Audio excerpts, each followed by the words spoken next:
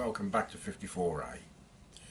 I'm going to do a bowl, or it's either going to be a shallow bowl or a deep plate, because I've got a lovely piece of sycamore here. Now, I've never turned sycamore before. It's about 9 inches and a couple of inches deep, so it's not going to be a very deep bowl. I've already screwed the face plate to it. It doesn't look a very interesting piece of wood face on, very plain. There's a bit of pattern around the edge, so we'll see what it's like when it's turned, but I will be adding something a bit different to it, hopefully. I've got an idea in my head, I don't know if it's going to work or not. So that's going to be the next project. I've just spent the last few days trying to improve the camera angle above the lathe, and I've added another camera to zoom in sort of a chuck level. I'll show you.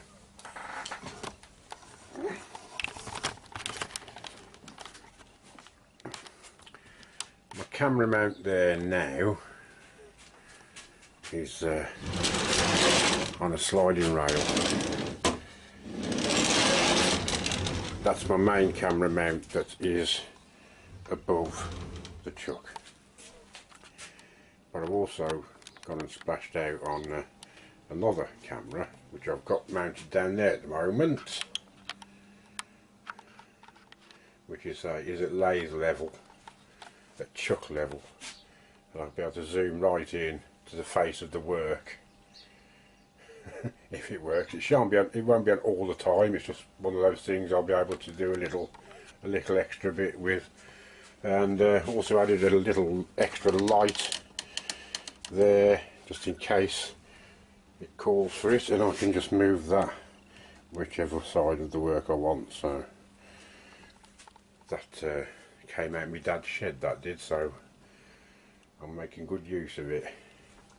So onwards and upwards. I'll get this camera mounted up there, and I'll start hacking away at this piece of sycamore.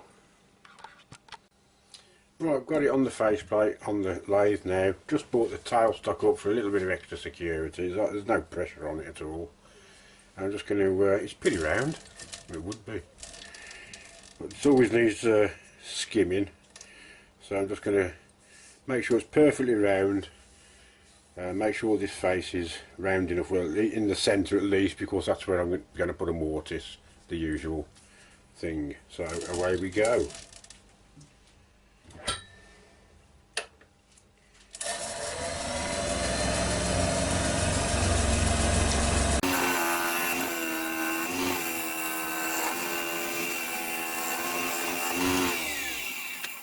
Well, it doesn't need much round, there's just bits of wax on there really. It just needs a little skim with the scraper, that's all I'm giving it, nothing special.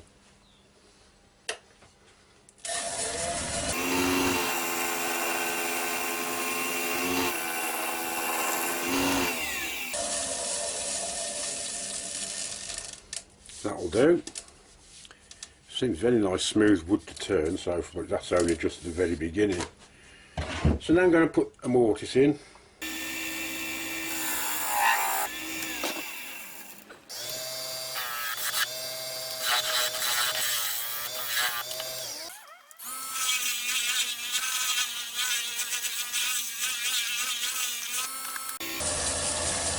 Just going in now with my skew chisel to give the mortise shoulders a bit of an angle.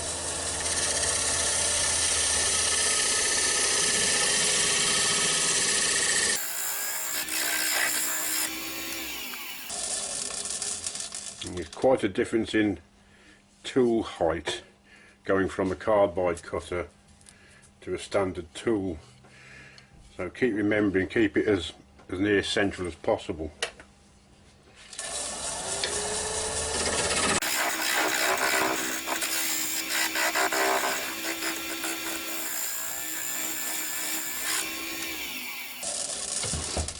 Okay, that's the mortise done. I'm just going to sand that up and then maybe put a little bit of shape on here before I reverse it.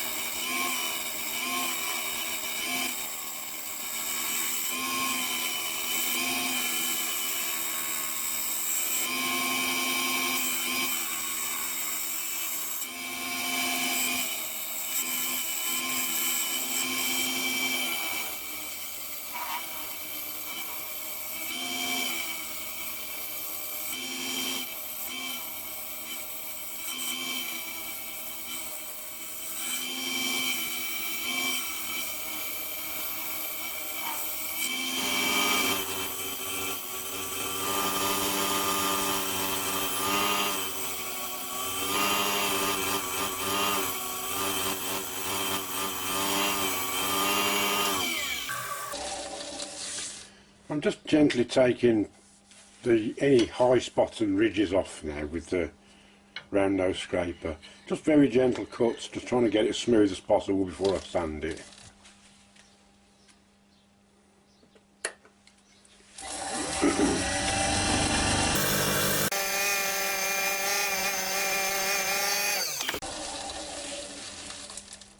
Well, I'm quite happy with that shape at the moment. I may change it, you know me. I'm just going to give this a quick sand. I've left that quite thick on purpose, which you will see later on. Right, I've got it turned round in the mortise now, in the jaws of the chuck. About where this wax line is, this is probably where I want the lip, roughly around there. So I'm just going to put a mark in with the little tool that I made the other day.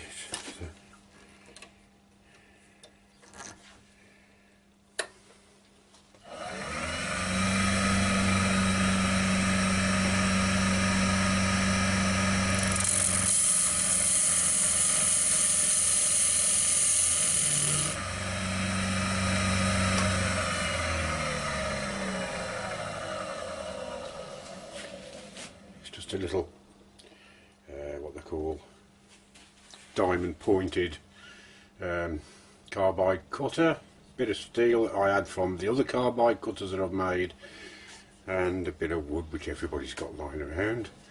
So it cost me about £6 altogether to make this tool. Right, I've got my groove. I'm just going to take a little bit out of here, but not too much, because I'll need to show you what I'm going to do next after that.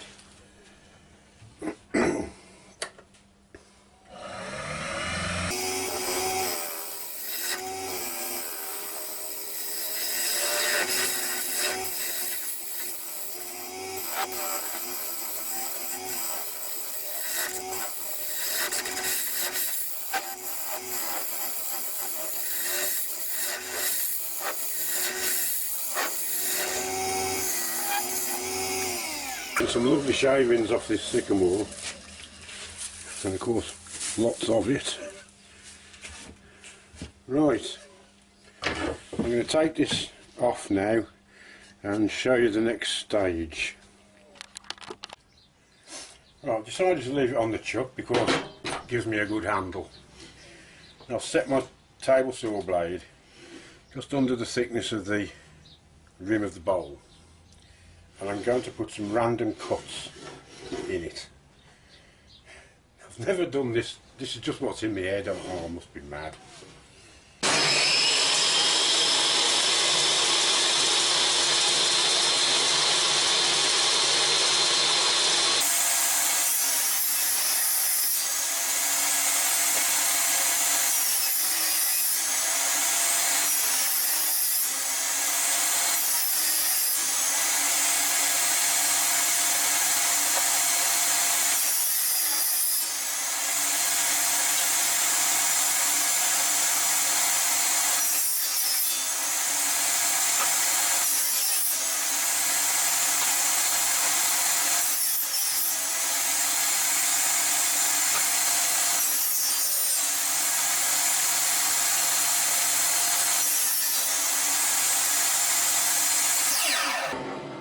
I think that'll probably do. Now what I'm going to do is, I've got some strips, well I will have some strips, it's like that at the moment, of purple heart, and I'm going to glue those purple heart strips into these grooves what I've just made. So you've got a nice random selection, a nice random pattern. So I've just got to cut a few of these strips up and drop them in there, leave them to dry, then back on the lathe. Well, I've got all those stuck in, and I've been in for a couple of hours now. I've just put it back on the lathe and I'll leave it to dry overnight and attempt to make something of it in the morning. So I'll see you later. Right, let's see what we can do with this, if anything.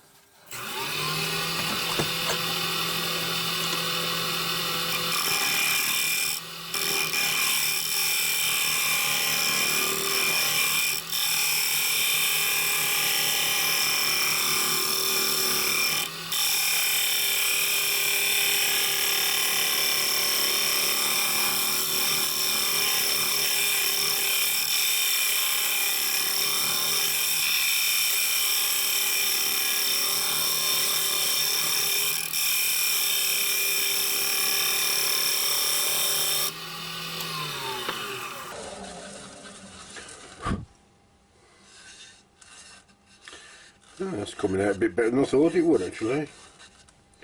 I just think I should carry on with that.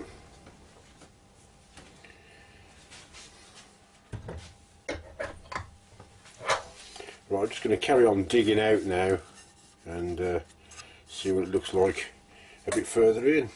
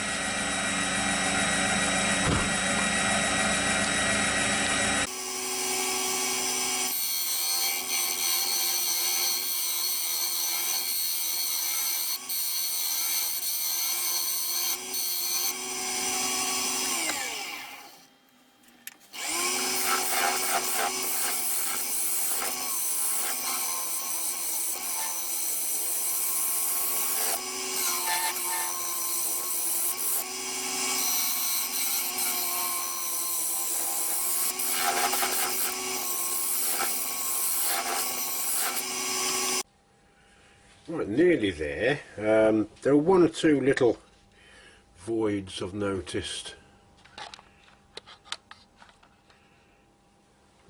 One there, tiny little one there, another one. No, that's the same. Yeah, just the two I think. Oh, there's one on the outside edge.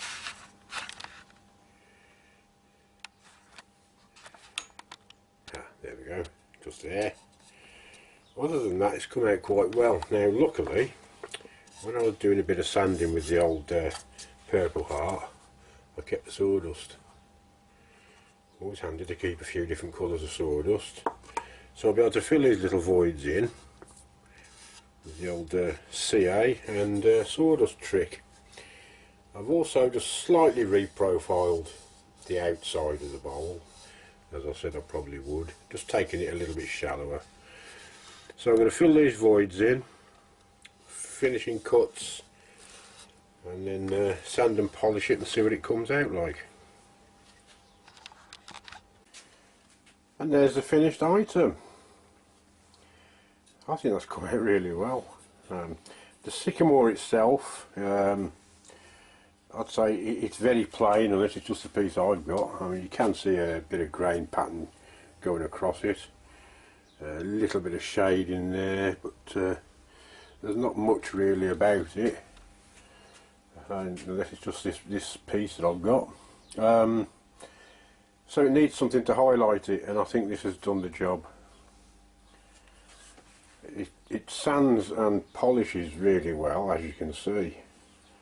I mean, that's one of the best shines I've ever had on anything. See that? It's like it's lacquered, you know.